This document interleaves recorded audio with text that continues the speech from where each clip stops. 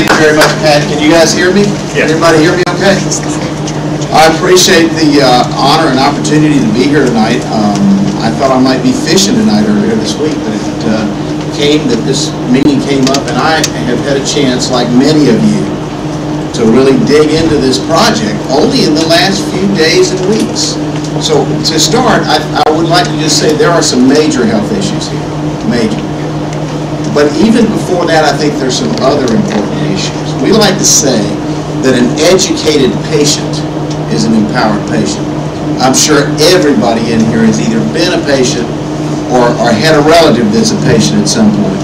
And the point is, you know when you're there and your life is in jeopardy, you want somebody to tell you about it.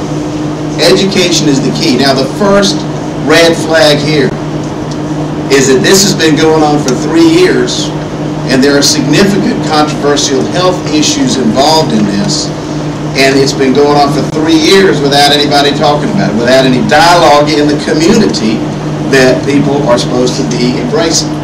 So that's the first red flag. I know in Atlanta when we build a hospital, there are very often competitors coming in, and it's all over the community. People are arguing which hospital, which group do they want to build a hospital. And nobody says it's a bad thing to get people together and talk about it, whatever the things are. The only way you get to the truth is you open things up, and leadership has to do that. Leadership is about building teams. The leaders in charge of this, I think, have a responsibility to hear everybody here.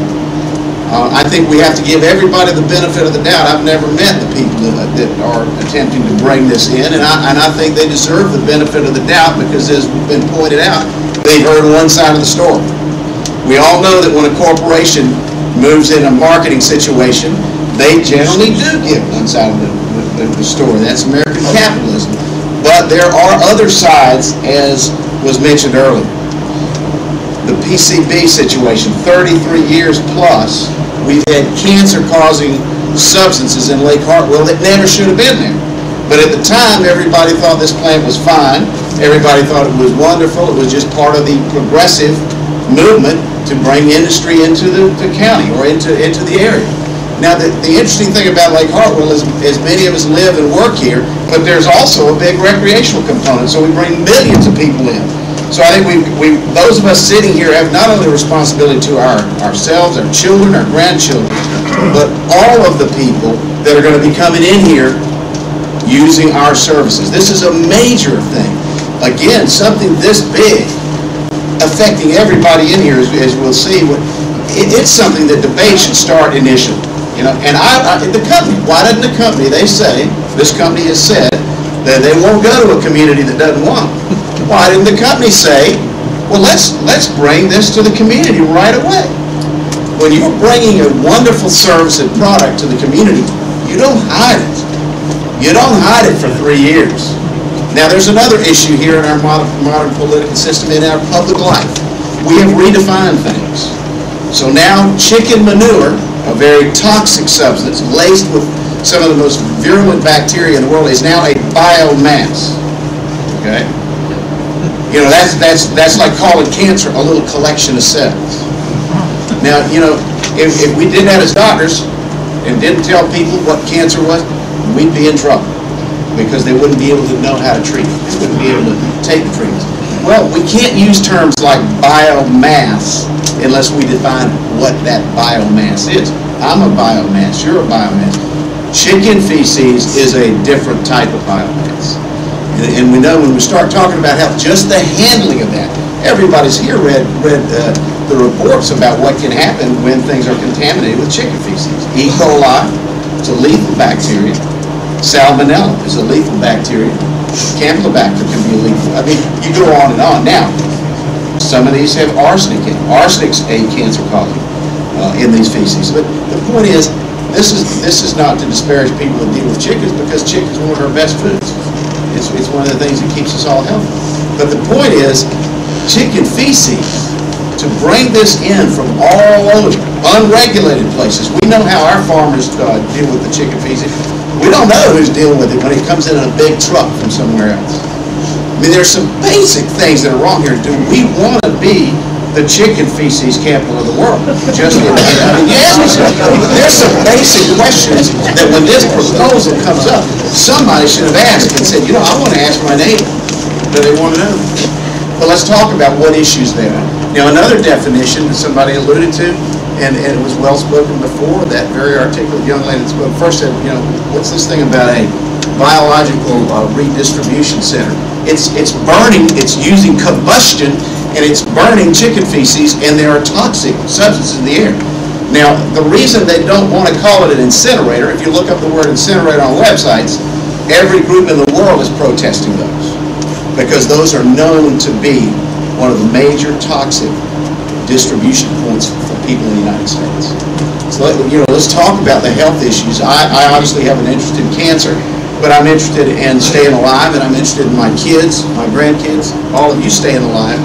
What have we done to ourselves as Americans? Well, you know, most people say that the increasing incidence of cancer in our country, 1 out of 2 men gets it, 1 out of 3 women. And you look at a civilized country like the United States, quote civilized, it has a lot to do with what we're doing to our environment. It has a lot to do with the chemicals that are getting to us no matter how, you know, no matter how healthy you try. We all know people who have done everything. They don't smoke, they don't drink, they exercise, and they get cancer. There's something else going on in our society, and it's the things that are being done to us that we can't control. And that's where this hits. Remember that the situation we're in now, we just had 33 years of a cancer-causing chemical, PCBs, in Lake Harbor. How many people have eaten stripers from Lake Harbor? All right? I mean, I have too. All right? The thing of it is, we got some of those. A lot of these chemicals concentrate very highly in the fat and in the fish.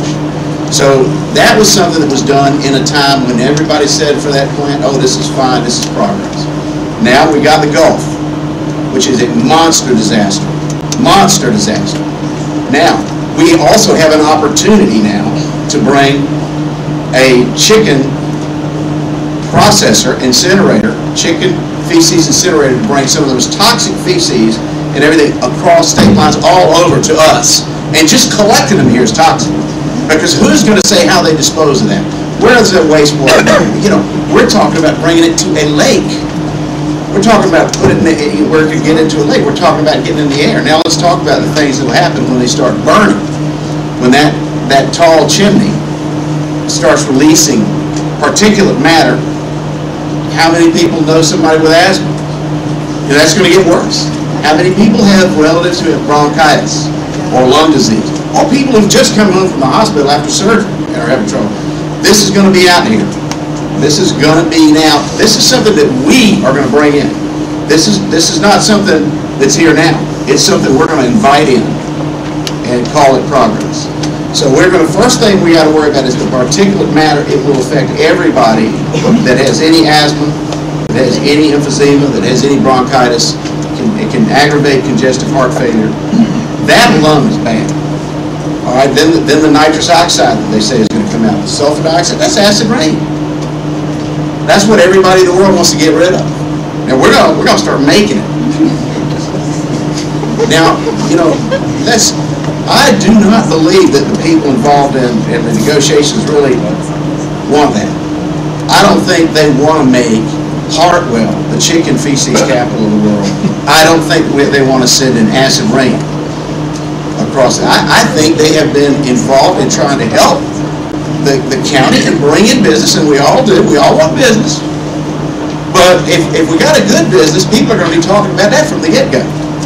They're going to say, hey, look, this is a business that comes in the cover of night. Has anybody had a Fibrowatt person knock on their door recently and say, hey, we got a great product? You know, but you hear that in a lot of great products. But let's get back to it. So we got the particulate matter, which is going to really mess up people with lung disease, post-op patients, heart disease patients. We've got nitrous oxide, sulfur dioxide. These are byproducts of this thing. And these are things that two recent situations, one in Virginia and one in North Carolina, blew these people out of the water and said, out of here. And I have nothing against them, but what they want to do to our land and our people. And frankly, I don't even care about me. I got kids and I got grandkids that I want to be after. What they're going to do to that is not acceptable. Let's talk about, you know, you've got this acid rain, it comes down, it makes the pH of the water lower.